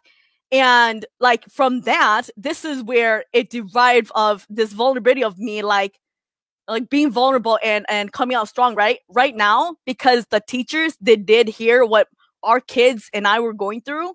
Now we are actually building Asian we're building Asian culture into our classroom curriculums. I don't know about you guys, like feeling impacted, and Gary, when you guys were in school, I know for me, I didn't read books about like people who look like me. I was reading like Moby Dick, Huckleberry Finn, all this stuff. I did not, and I know that your sister is an author, right? She writes books, right? I mean, how amazing is that?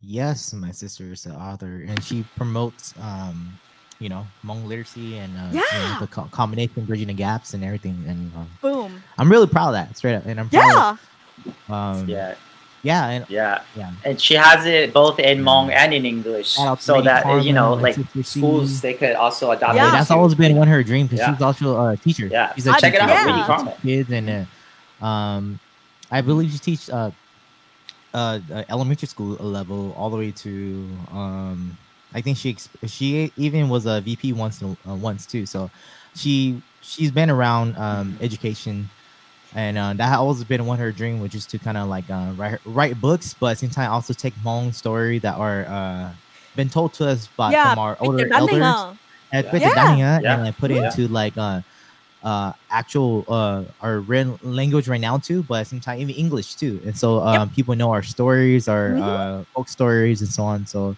wow, that's amazing, you know, about her. And I know my sister's books been around, and like I'm really happy at all the books.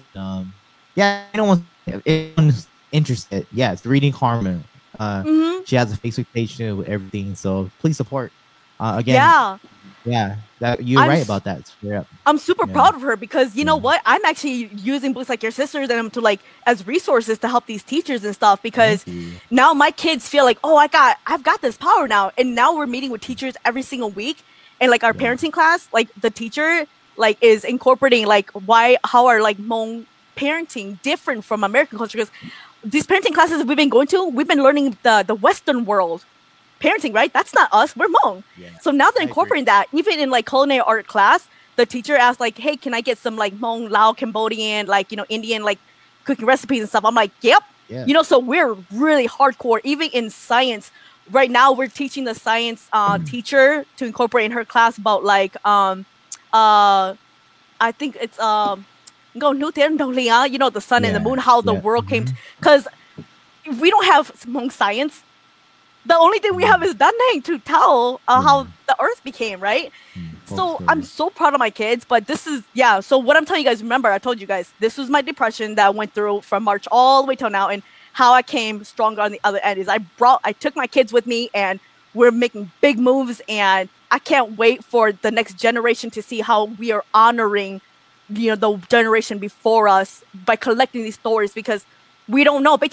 When we ask the parents, like, oh, well, it happened this story has been around when the earth happened, or like it's been around for 5,000 years. We don't know.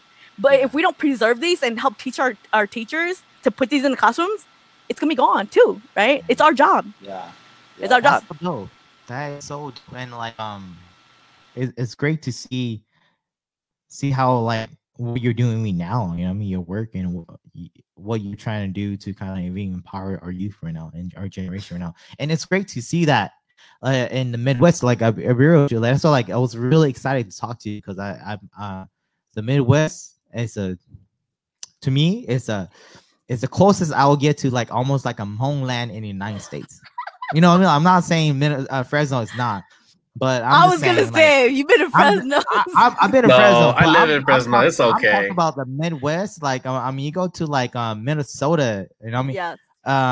Man, there's like Hmong Village, and like you go there, you could go there every day.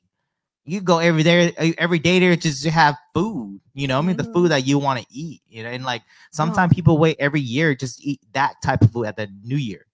You know, and so like if anything, like I want to bring this up because I'm more interested to see that different contrast because I feel like in California we are building that slowly more and more and more, and like even in the you know California is a big state, so you get NorCal is totally different from SoCal, Hollywood, states, all the city, even Long Beach.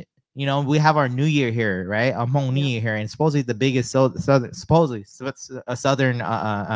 Hmong New Year. But I haven't met a Hmong person in Long Beach in terms of like where is our community? You know what I mean? So it's just interesting. But like I know that in Minnesota, like you go, I went to Minnesota recently last year for an event, and like I went to one a Hmong restaurant / like bar / club area, and it was just interesting. I forgot what it's called, but they have that. It was just like it was a Hmong security guard.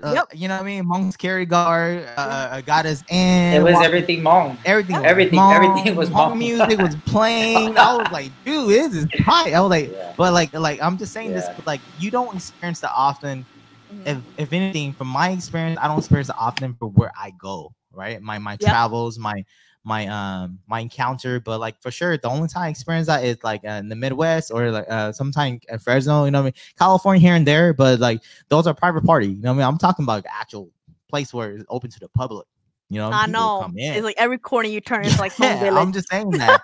But like I guess what I'm bringing up is that like you coming from that type of background, you think you have because of that background and that upbringing and so close to I guess our Hmong culture and Hmong people, is that a big reason why I know you're explaining your upbringing, but like do you find it hard or you find it comfortable and safe to do to live and be yourself sometimes? I'm just saying.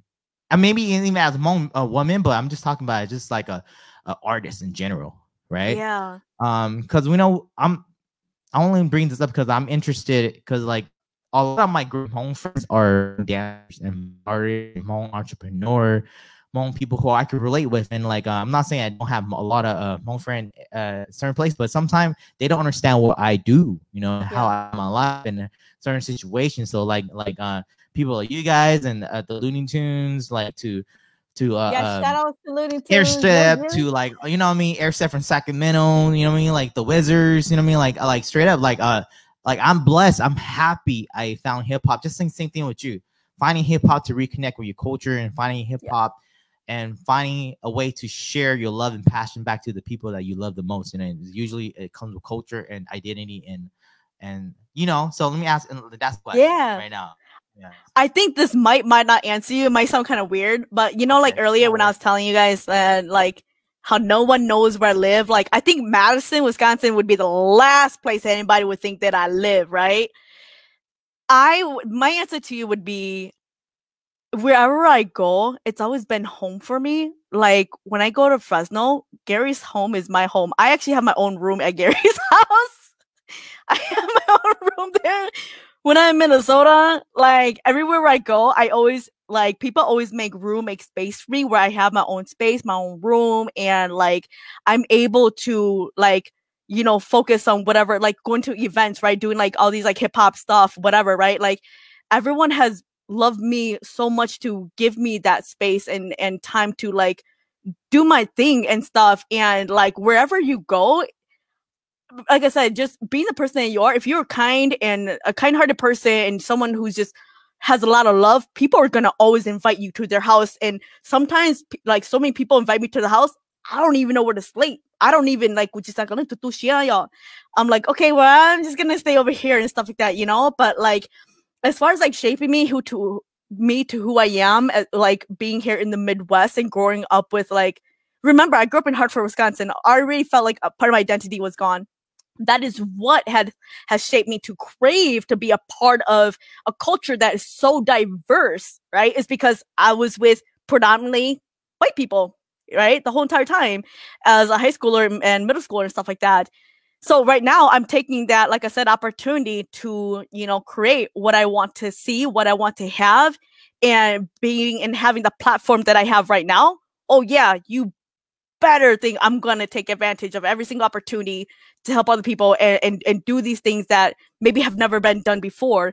And I'm very blessed to have the people who have collaborated with me that see something in me that, like I said, right, I started in Midwest with everybody.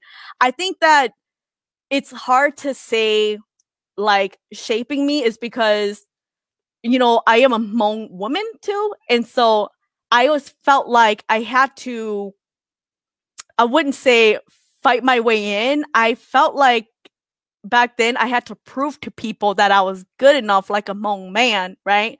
Like I said, to break, to DJ, to MC, to do things that Hmong women, well, you will never see them do, right? But I was like, let me be the person to break that barrier for you guys. Because it doesn't matter if you're a boy, girl, man, woman, like whatever you want to do, just go out and do it. And that's why I'm going to teach you guys another word, okay? Impact. You ready for this? It's called a multi-potentialite. So what that means is, like I said, for me, I'm a youth worker, right? But I'm not limited to that. When you are multi-potentialite, you have whatever you like doing, your job, you work, you can do it all. That's why in my bio, like for you guys who didn't hear my bio earlier, I'm a sports coach. I do coach basketball, volleyball. I teach dance. I do a lot of different kind of workshops all the time. I'm a youth worker. I'm a DJ, right? MC. I do it all. I'm an organizer. I do a lot of like events planning. That's like almost like maybe 8, 9 things that I named. Like I travel for a living. I'm a mentor, right? I'm a coach. Like you don't have to stick to being one thing. Be a multi-potentialite. Do whatever the hell you want to do because you only have one life. Do it all and have fun while you're doing it. And that's why for me, every day when I go to work, like me going to MC or when I go judge or when I'm going to work with my kids, they always ask me like, don't you ever get stressed out? I'm like, nah, I feel like, but I created my work to be my family. Like Gary, he's part of my Wizards family. I'm part of his Wizards family. We do all these jams together. Like wherever I go, to me, they're all family. At the end of the day, we're all brothers and sisters. And there's one thing I want to say too, okay? Is that I have so many people who are always saying to me, oh, Mayder, you know what? I love what you do for the Hmong community. You know, my response is, I don't do anything for the Hmong community. I am here to help everybody in every single community. You can't focus on one culture or one ethnicity or sticking to your own, because if we really want to move everybody as a community together, it has to be every single one of us. And especially with all of us going through COVID-19, I hear people always giving excuses or complaining to me about COVID, the pandemic, I said, you know what? We're all in this together. And when I left social media, it was because the whole, you guys heard like what happened in Minnesota, right? Like, all that stuff. There was so many, the whole Black Lives Matter, all this stuff, like everything was happening. And I was like, man, thank God I was off social media. I see none of that stuff. I didn't even bother to go to that. Not that I don't care for it. I care about it. But it's about what am I doing in the background?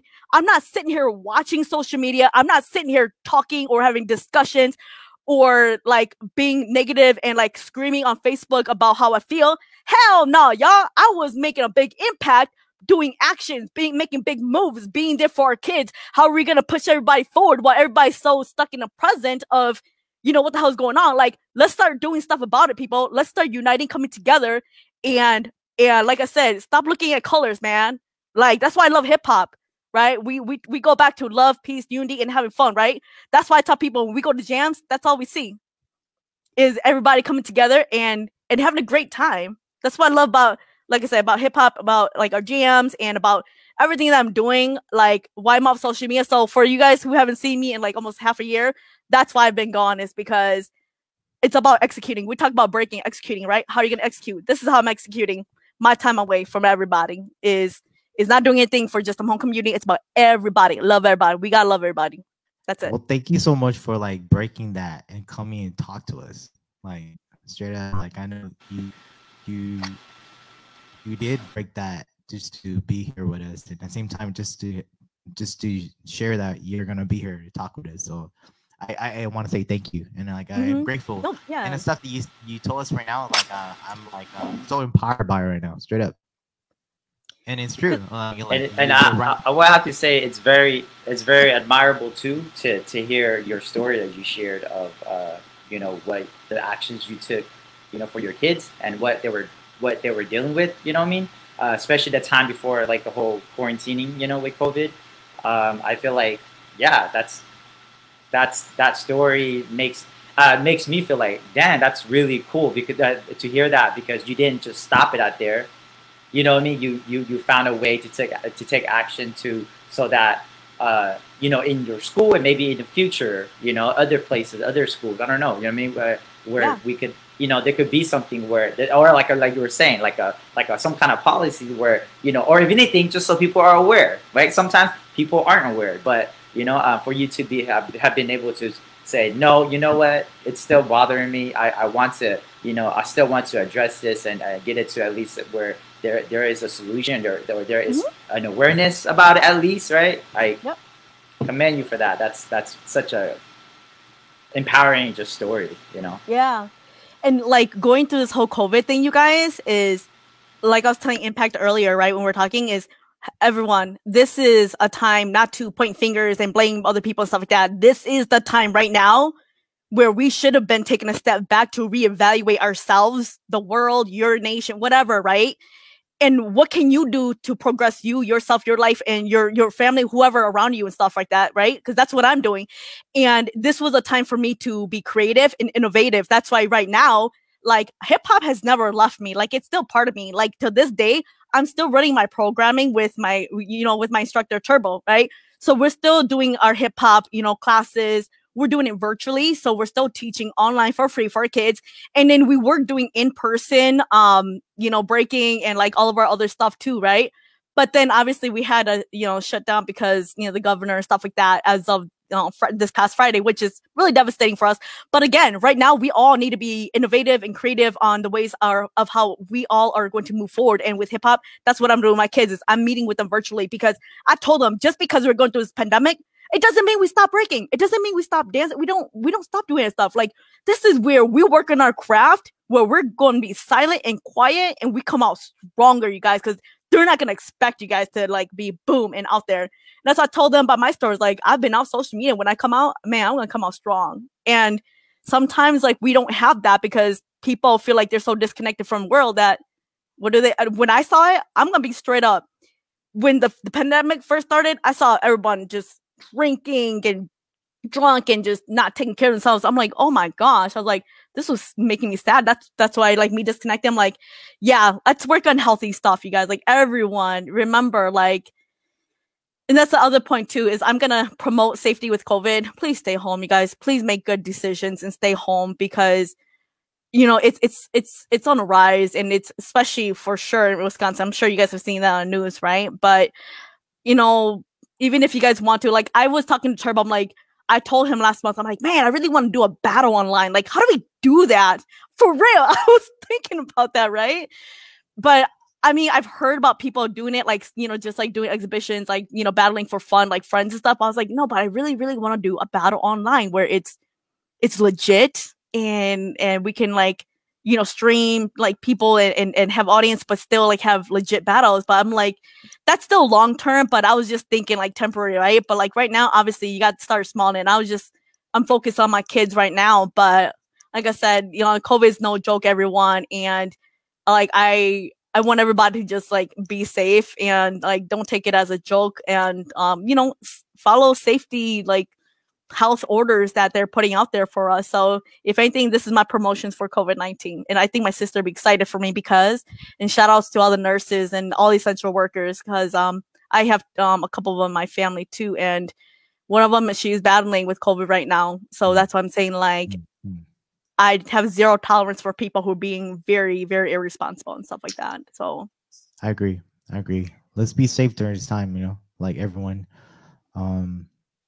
I want to say that too, because like I do have even I have family and friends that are vulnerable to to COVID, and let's just be safe, straight up, and be smart about and take care of our health. And I agree with you though. There's this time to really reevaluate and grow and better our health, right? Like continue our health and take care of ourselves. So how about let's take some question real quick too. I know we're already avoided. So almost 2 hours. There's a question here.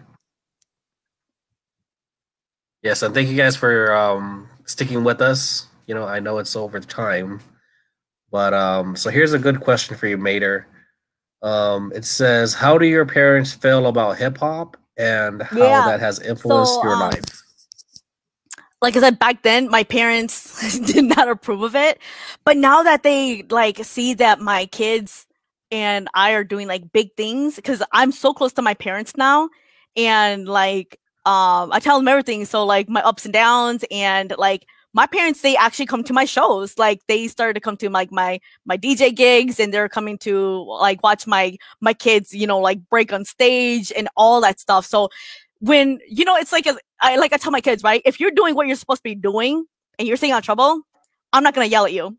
So that's what my parents did. Like now that I'm older, I'm doing my thing, and, you know, like I'm bringing the bacon, you know, bread home, whatever, right? Like I'm paying for my house, everything like that, you know? And so it's like, when you're doing things, they're not going to yell at you. So like how hip hop has also shaped. So one, yes, my parents are so cool. They love it. And as a matter of fact, like they're so supportive that like I said, not only coming, but they help out in like so many different ways. Like my mom is actually going to be like I'm a Hmong dance coach too. I'm a Hmong dance mom.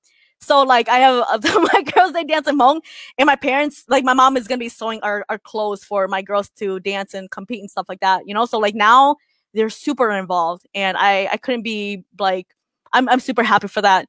And then how hip hop has shaped me. What was that last part? What about hip hop that shaped me?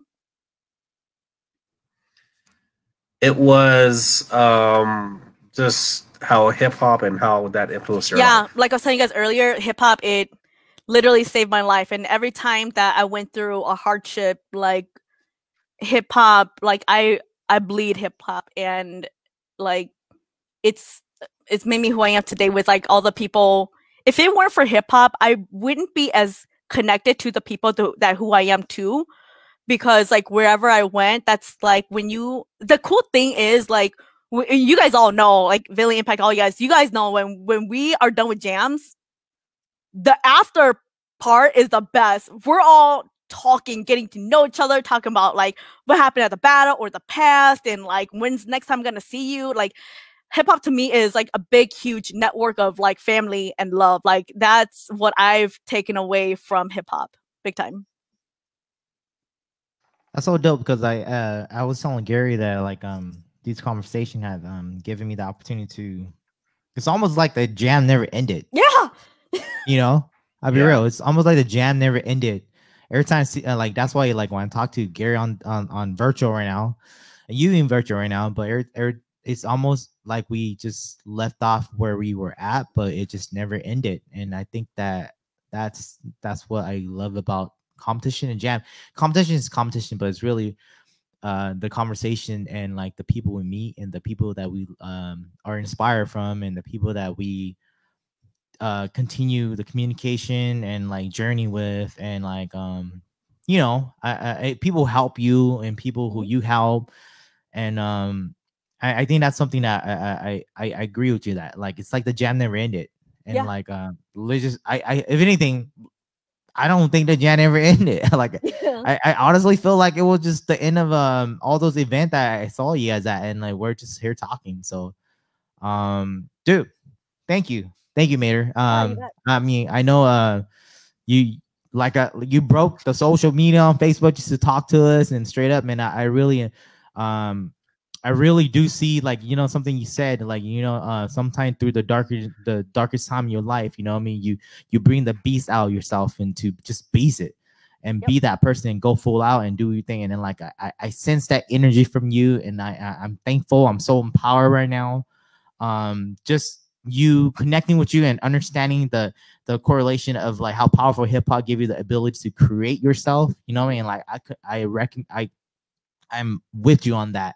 You know, and like it's not mean that I'm a male and you're a female now. We just are people who love this thing and this entity, this gift that has been given to us from, you know, amazing culture like the Black cultures to like the Latin culture to even like our individual culture, subculture within Asian culture that had influenced in many of these this big umbrella. You know what I mean?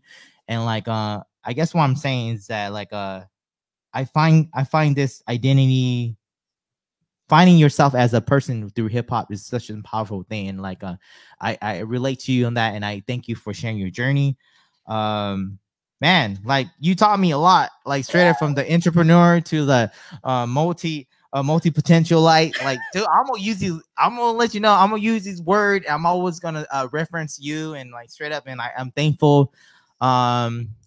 Man, like I guess we'll stop here. Like I know it's almost 2 o'clock. I mean, it's almost 2 hour, not 2 o'clock, almost 2 hour. Like I would love to do more conversations like this. I feel like you have so much to share still. That's why like I'm so happy. I know when we talked about doing this series, I was like, dude, we had to get Mayder, man. Like I don't know how to connect with her, but thank God I didn't know you were part of Wizard already. I was like, what the heck? And then Gary told me about it, that he'd contact you, and I'm just like, dude, let's get her for episode 2. Like, I think that's a perfect spot because I feel like she's the bridge to many things that I know that I experienced from.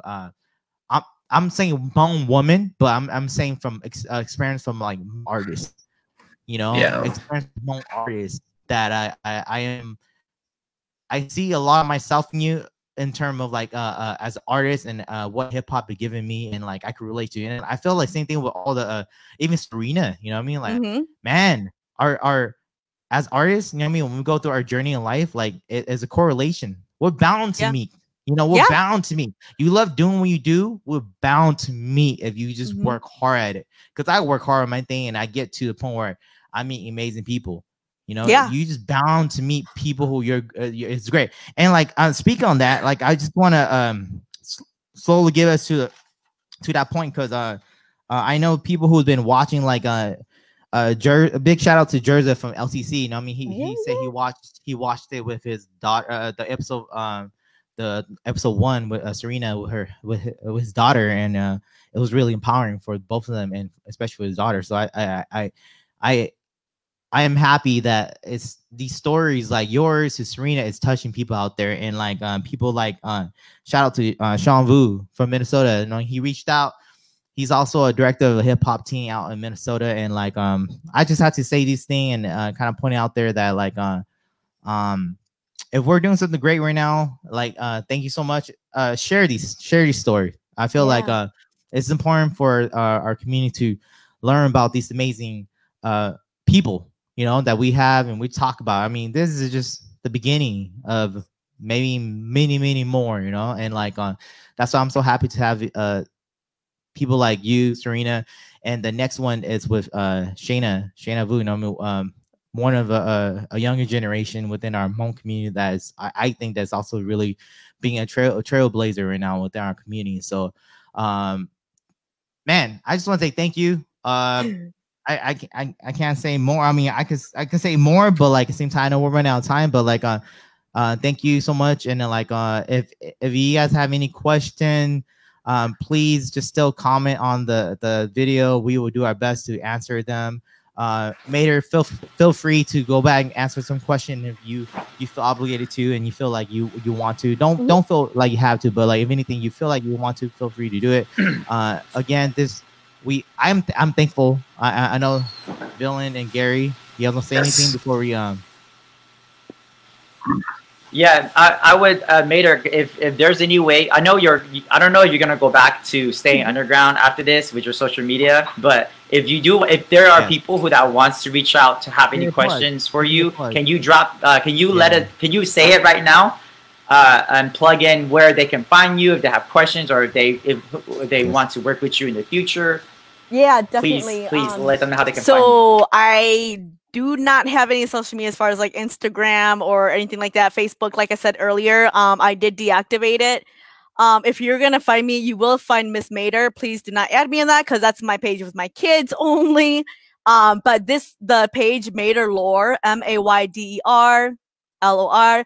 That is my page, and I will most likely be on here for like next like maybe a couple weeks or so. But then eventually I will log off. But if anything, like my messenger, it should be up, but I don't always check it because again, like right now is the time for me to focus on moving the commuting forward, and I have a lot of big projects and stuff like that. And but I am more than happy to help give you guys advice or collaborate and stuff like that if my time like allows me to. However, if you message me, it can't be one of those crazy messages. Like you have to tell me why you're reaching out to me. Otherwise, it's just going to be unseen because I have to pick and choose what's very important to me to focus on. And right now it is my kids. And like I said, and like my work and stuff like that. So that's it. I don't have any other way you guys can get a hold of me unless you want to email me. But the messenger, because most of you guys are on Facebook anyway, so that would be the best way is hit me up on Facebook Messenger. What's up, Gary? You want to say anything before we log off? Yeah.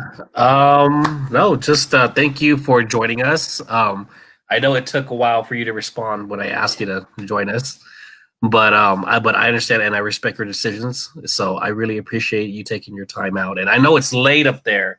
Because you're in Wisconsin, we're out here in California. Yeah. So it's probably like 12 a.m. out there. So I know.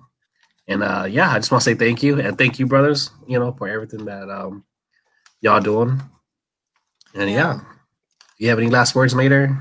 Yeah, I just want to say thank you guys for bringing me back to social media because this was a really great way for me to be able to, inform everybody like what I've been up to because I do honestly feel like I don't like I don't feel like a forgotten person because I know that a lot of people like they love me, they value me, and they recognize me and stuff like that. But I just want to remind people to just to be humble, just to stay genuine, and wherever you get in life as a breaker, dancer, MC, whatever is like, just to never get big headed. That's one thing I learned. And when I say humble is like when you're kind and you stay genuine and be as organic as you can, people are going to gravitate towards you and they're going to want to be around you. And those are the people that you want to be around. But that's for me, how I've used hip hop to continue to like as a platform to help me and other people around me. So I hope that you guys can take that, little piece of advice from me, because if it weren't for my mentors telling me and teaching me those things, I probably could be running around thinking that I'm a shiznit, right? But that's not it. It's how can we continue to help our people in our community, everybody. Okay, that's it. But thank you guys so much for having me. Like, I feel so honored that you guys have me on this, and I love you guys. So thank you for what you're doing as well. It's been an honor to have you on this. So thank you. Yeah, straight up. And to our viewers, viewers and everybody that's been supporting too. Yeah, so thank you. I was gonna say that too. Like, thank you to everyone who stayed and tuned in with us. Obviously we promoted an hour, but sometimes. I also told our guests that like if it goes over, it's okay because I feel like their story is important and like yes, it's just important to share stuff that if anything could inspire someone to Mayder mentioned, like if it could save your life, I'm thankful. I'm happy, and like if anything, I'm just happy to be able to be in you guys' presence still, straight up, and like still continue to do what we love to do through hip hop, through whatever we do. And now I feel like we're at the stage in our life where we're continuing to do more things more than just hip hop and more than just dance, but a lot of it root from our cultural background, and that's like Hmong culture to hip hop culture to even like we could break it down to many subculture. But like if anything, thank you so much, Mayder. I'm so happy to honestly connect with you again. Like I say, I can't remember the last time I talked to you, but again, if anything, the jam never ended, and we are still doing our thing. I'm happy your energy is still bubbly and like still lovey like this right now, because I feel like the world needs more like this, and like I'm blessed, I'm honored. To my brothers right now, Gary and Villain, thank you so much again. One more time, this is an amazing episode. It will still stay on, saved on our page. Please watch it if you're interested. Please share it. Again, this is Hmong Hip Hop Heritage, a woman experience, a 3-part series. Next Tuesday, we have Shayna Vu from Kochak, LA. But she does a lot of amazing work. Feel free to YouTube her, learn more about her prior to her conversation. She has amazing stuff already out there. Learn more about her. Again, we're going to tune back in at 7 p.m. on November 24th. That's a Tuesday, PST. That's California time. I'm sorry. I thank you so much, Mayder, for tuning in and your time. I know you're 2 hours ahead. I know it's already like late out there, but it's all good. But it's COVID time. We work at home. We do our thing. We wake up, wearing PJ. We look like we're like wearing nice clothes, but maybe we're like not. I'm just joking around. But anyway, damn. I love you guys. Thank you so much. Thank you for tuning in, and to our people who support us, I appreciate all you guys. Please share. Please, I feel like these stories and message are so important and so empowering that I feel like our younger generation needs to know more about it, especially this one right now and during this time like this right now. So yeah, and feel free to reach out to everyone, even myself, if you have any questions. Other than that, we are logging off. We love you guys. I appreciate you guys. Peace.